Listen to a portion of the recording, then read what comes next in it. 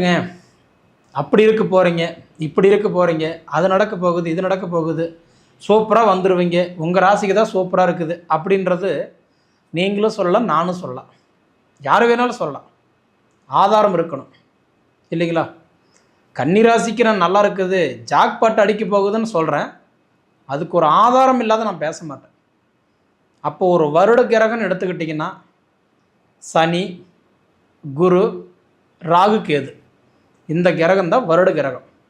மற்ற கிரகம் எல்லாமே மாத கிரகங்கள் தான். சூரியன், சந்திரன், செவ்வாய், புதன், இன்னைக்கு இதில் பார்த்திங்கன்னா மாத கிரகங்கள் தான். ஆனால் இந்த 4 கிரகம் தான், ராகு, கேது, குரு, சனி, 4 தான் வருட கிரகம். இந்த 4 கிரகம் இந்த வருஷத்தில் உங்களுக்கு எப்படி இருக்க போகுது அப்படின்னு பார்த்தீங்கன்னா, இந்த வருடத்தில் ராகு, கேது பயிற்சி உண்டு மற்றும் குரு பயிற்சி இந்த வருஷம் உண்டு. இந்த வருஷம் சனி பயிற்சி கிடையாது. அப்போ இந்த வருஷம் உங்களுக்கு நான் நல்லா இருக்குது அப்படின்னு சொல்லியிருக்கிறேன். அதுக்கு முதல் ஆதாரம் அப்படின்றது சனி எடுத்துக்கலாம். இப்போ சனி பகவான் உங்களுக்கு எத்தனாம் இடத்துல இருக்காரு அப்படின்னு பார்த்தீங்கன்னா, உங்களுடைய ராசிக்கு இப்போ பொதுவாகவே சனி இருக்கக்கூடியது கண்டக சனியில் இருக்கிறார், 7ஆம் இடத்துல இருக்கார். சனியுடைய பார்வை என்ன? 3, 7, 10. அப்போ மீனத்தில் இருக்கிற சனி பகவான் உங்கள் ராசி தான் பார்த்துட்ருக்கிறார். அப்போ உங்களுக்கு கண்டகச்சனியே ஒரு பக்கம் இருக்கட்டும், சனி பகவானுடைய பார்வை 3, 7, 10. எப்பயுமே இந்த 3 ராசிக்கு சனி பகவான் ரொம்ப ஃபேவராக தான் இருப்பார். இப்போ இந்த அஷ்டமத்து சனிக்கு பாருங்கள், 100% கஷ்டத்தை கொடுக்குறவர் இந்த கண்டகச்சனிக்கெல்லாம் 40% கஷ்டம் தான் கொடுப்பார். ஏன்னா சனி உங்கள் ராசி பார்க்குறாரு இல்லையா, அதனால் அவ்வளோ கஷ்டம் தரமாட்டார். இருந்தாலும் கண்டகச்சனி தான். அதனால் நிறைய பேருக்கு பார்த்திங்கன்னா 2025 மார்ச் 29ஆம் தேதியிலிருந்து இந்த டேட்டு வரைக்கும் கண்டம், விபத்து, கை கால் முறிவு, தேயில் போடுறது, கட்டு கட்டுறது, எலும்பு முறிவு, கொஞ்சம் உடம்பு சரியில்லாமல் போனது, இதில் நிறைய கன்னிராசிக்காரர்களுக்கு நடந்திருக்கும். சரிங்களா? ஏன் சொல்கிறேன்னா கண்டகச்சனி. ஆனால் இருந்தாலும் சனி பகவான் உங்கள் ராசியை பார்க்கும்போது உங்கள் ஜாதகம் நல்லா இருந்துருச்சுன்னு வச்சுக்கோங்களேன், ஒரு பிரச்சனையும் கொடுக்க மாட்டார். நம்மளோட விதி நல்லா இருக்கணும். விதின்றது நல்லா இருந்துருச்சா எந்த தொந்தரவும் இல்லை. விதி கெட்டு போயிருந்தா அந்த கண்டகச்சனிக்கு உண்டான கஷ்டம் கண்டிப்பாக வரும். அப்போ 100% கன்னிராசிக்காரங்களுக்கு இந்த மாதிரி கெட்டது நடந்துருச்சா இல்லை நடக்குமான்னு கேட்டால் அப்படின்னாலும் சொல்ல முடியாது. 50% பேருக்கு கண்டிப்பாக நடந்தே தீரும். 50% பேருக்கு அந்த மாதிரி இல்லாமல் இருக்கிறதுக்கு சான்ஸ் இருக்குது. ஏன்னா சனி பகவானுடைய பார்வை வாங்கின ராசி கன்னி ராசி. அதனால் உங்கள் விதி, உங்கள் ஜாதகத்தில் திசா புத்தி, உங்களுடைய கிரக நிலைகள் நல்லா இருந்ததுன்னா ஒரு 50% பேருக்கு அந்த கஷ்டம் இல்லாத போயிருக்கும். அதே ஒரு 50% பேருக்கு கொஞ்சம் கஷ்டத்தை கொடுத்துட்டு தான் இருப்பார், ஏன்னா கண்டகச்சனின்றதுனால. ஆனால் இருந்தாலும் அந்த கண்டகச்சனியிலிருந்து கஷ்டப்படுறவங்களுக்கு கூட ஆடி மாதம் 10ஆம் தேதியில் சனி பகவான் வக்கரத்துக்கு போகிறார். சனி பகவான் வக்கரத்துக்கு போகிறாருன்னா நல்லா தெரிஞ்சுக்கோங்க, வக்கரம்னா ரிபேஸில் போகிறது, இயல்புக்கும் மாறாக வேலை செய்கிறது. சரிங்களா? அப்போ இயல்புக்கு மாறாக வேலை செய்கிறது. அப்படி பார்த்திங்கன்னா சனி பகவான் பொறுத்த வரைக்கும் அந்த வக்கரம் அடைகிற காலம் ஜூலை மாதம் 27ஆம் தேதி, தமிழுக்கு ஆடி 10. வக்கரமாகும்போது ரிபேஸில் போவார். அப்போ இயல்புக்கு மாறாக வேலை செய்வார். இப்போ கஷ்டத்தை கொடுக்குறாரா, அந்த கஷ்டத்தை கண்டிப்பாக கொடுக்க மாட்டார். அப்போ அந்த சனி எப்போ வக்கர நிவர்த்தி அடைகிறாரு? டிசம்பர் மாதம் 11ஆம் தேதி வக்கர நிவர்த்தி ஆகிறார், கிட்டத்தட்ட கார்த்திகை 25ஆம் தேதி. அப்போ இந்த 138 நாளுமே உங்களுக்கு சூப்பராக இருக்க போகுது. சரிங்களா? அற்புதமாக இருக்க போகுது, இதில் மாற்றமே கிடையாது. ஒரு விஷயம் தெரிஞ்சுக்கோங்க, சனி யாருக்கு பாதிக்குதோ அவங்களுக்கு எல்லாம் வக்கரம் ஆயிட்டாருன்னா ரிபேஸில் போவார். அப்போ நல்லா இருக்கிறவங்களுக்கு கஷ்டத்தை கொடுப்பாரு, கஷ்டமாக இருக்கிறவங்களுக்கு நல்லா இருக்கும். அதுதான் வக்கரம்னு சொல்கிறது. அப்போ எனக்கு தெரிஞ்சு சனி பகவான் ஒரு 138 நாள் 4.25 மாதம் இந்த வருஷத்தில் உங்களுக்கு சூப்பரான ஒரு மாற்றத்தை கொடுக்க போகிறார். இந்த மாதிரி நேரத்தில் தான், அதாவது சனி பகவான்னா தொழிலுக்கு காரகன், தொழிலுக்கு அதிபதி, கர்ம வினைகளுக்கு ஏற்ற பலன்களை கொடுப்பவர், நீதிமான். அதாவது கடன் வாங்க, லஞ்சம் வாங்காத ஒரு கிரகம் யாருன்னா சனி மட்டும்தான். அந்த சனி பகவான் வக்கரத்துக்கு போகும்போது இந்த 148 நாளில் உங்களுக்கு தொழில் மாற்றம் ஏற்படும். தொழிலில் இருக்கிற தடைகள் விலகும், தொழில் மாற்றங்கள் ஏற்படும், புதுசாக தொழில் தொடங்கலாம். வெளிநாடுக்கு முயற்சி எடுத்திங்கன்னா கண்டிப்பாக அது சக்ஸஸ் ஆகும். டெம்பரவரி வேலை செய்கிறவங்களுக்கு பர்மனெண்ட் ஆகும். தொழில் சம்மந்தப்பட்ட விஷயம் எல்லாமே சூப்பராக இருக்கும். தொழில் இருக்குதுங்க, ஆனால் மன அழுத்தம், வேலை பறி போயிடுச்சு, குழப்பம் இருக்குது. ஏதோ என் மனைவினால நான் கொஞ்சம் பொழைச்சிட்ருக்கிறேன், என் அப்பா அம்மானால வாழ்ந்துட்டுருக்கிறேன், ஏதோ என் குடும்பத்தில் இருக்கிறவங்க கை கொடுக்குறாங்க. இப்படி சொன்னவங்க எல்லாத்துக்குமே சனி வக்கரம் ஆகும்போது படைச்ச பிரம்மனே வந்தாலும் உங்களோட வளர்ச்சி தடுக்க முடியாது. அப்போ அந்த நேரத்தில் கடை ஓப்பன் பண்ணுவீங்க, தொழில் ஆரம்பிப்பீங்க, வெளிநாடு போவீங்க, கடன் பிரச்சனையிலேருந்து வெளியில் வருவீங்க, உங்களோட கஷ்டம் தீரும், நிச்சயமாக மாற்றங்கள் ஏற்படும். சரிங்களா? அப்போ முன்னாடி கடைசி 2 தான் கஷ்டத்தை கொடுப்பார தவிர இடப்பட்ட காலத்தில் உங்களுக்கு சனி பகவான் சூப்பராக வேலை செய்வார். சரிங்களா? அடுத்தது ராகுக்கு எது எல்லாமே பறிபடிச்சு. எதை சாப்பிட்டா நம்ம பித்தம் தெளியுமோன்ற மாதிரி உட்காந்துருக்குறீங்க. எப்போ 10ல் உங்களுக்கு சனி உக்காந்ததுங்களோ தொழில் சனி, அதாவது ஜீவன சனி, கர்மச்சனி. எனக்கு தெரிஞ்சு 10ல் சனி 10ல் குரு உக்காந்தது எப்போ தெரியுங்களா? 2025 மே மாதம் 14ஆம் தேதி. கிட்டத்தட்ட அதிலிருந்து இது வரைக்கும் உங்களுக்கு இந்த குரு மாறுற வரைக்குமே உங்களுக்கு நல்லது பண்ணவே பண்ண மாட்டார். அதுதான் 10ல் குரு இருந்தால் பதவி கூட பறிபோகும்ட்டான். அப்போ நிறைய கன்னிராசிக்காரங்களுக்கு கேட்டு நீங்கள் சர்வே எடுத்து கூட பாருங்கள். கன்னிராசிக்காரங்களா எங்கே வேலை பறி போயிருக்கணுமே, வேலையில் மன அழுத்தம் இருக்கணுமே, வேலையில் பிரச்சனை இருக்கணுமே, இருப்பு வச்சு தானே வாழ்ந்துட்டு இருப்பீங்க.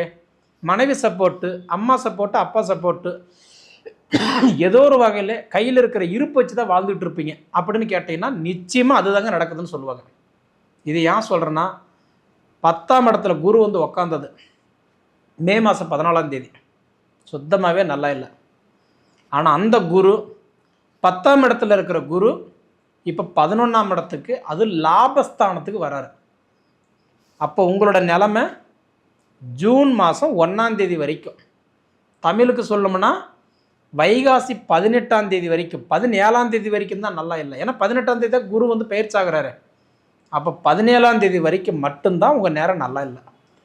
18ஆம் தேதியிலிருந்து படைச்ச பிரம்மனே வந்தாலும் உங்கள் வளர்ச்சி யாராலையும் தடுக்க முடியாது. நீங்கள் எழுதி வச்சுக்கோங்க.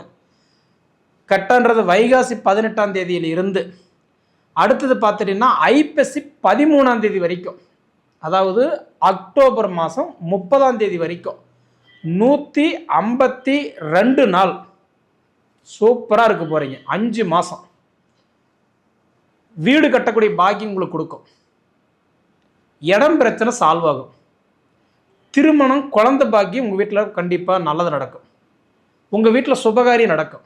குழந்தைங்க பெரிய மனுஷி ஆகிறது, வளகாப்பு பண்ணுறது, அதாவது திருமணம் பண்ணுறது, கிரகபுரேஷம் பண்ணுறது, இடம் வாங்கி கிரையம் பண்ணுறது, பூர்வீக சொத்துல போய் உட்காடுறது, கோர்ட்டு கேஸ் பஞ்சாயத்து பிரச்சனை சால்வ் ஆகிறது, இது எல்லாமே நடக்கும். என் வீடு ஆல்ட்ரேஷன் பண்ணணும்னு நினைக்கிறேங்க, சொத்து மாற்றணும்னு நினைக்கிறேன், புதுப்பிக்கிறேன்னு நினைக்கிறேன், மாற்றி எழுதுன்னு நினைக்கிறேன், எனக்கு இதெல்லாம் நடக்குமானா நிச்சயம் இந்த வருஷத்தில் நடக்கும். பிள்ளைங்களுடைய படிப்பு தரம் உயரும். நல்ல ஸ்கூலில் நல்ல காலேஜில் சேர்த்து படிக்க வைப்பீங்க. 2வது அவங்களுக்கு நல்ல ஒரு சேஃப்டி பண்ணுவீங்க. இந்த வருஷம் பார்த்தீங்கன்னா இப்போல்லாம் கோல்டு தான் இன்வெஸ்ட்மெண்ட்டு தான் இன்றைக்கி சூப்பராக போயிட்டுருக்கு. கோல்டில் இன்வெஸ்ட்மெண்ட் பண்ணுவீங்க. வண்டி வாகனம் கண்டிப்பாக நீங்கள் மாற்றுறதுக்கு புதுப்பிக்கிறதுக்கு வாய்ப்பு உண்டு. இது எல்லாமே இந்த வருஷத்தில் உங்களுக்கு நடக்கும்.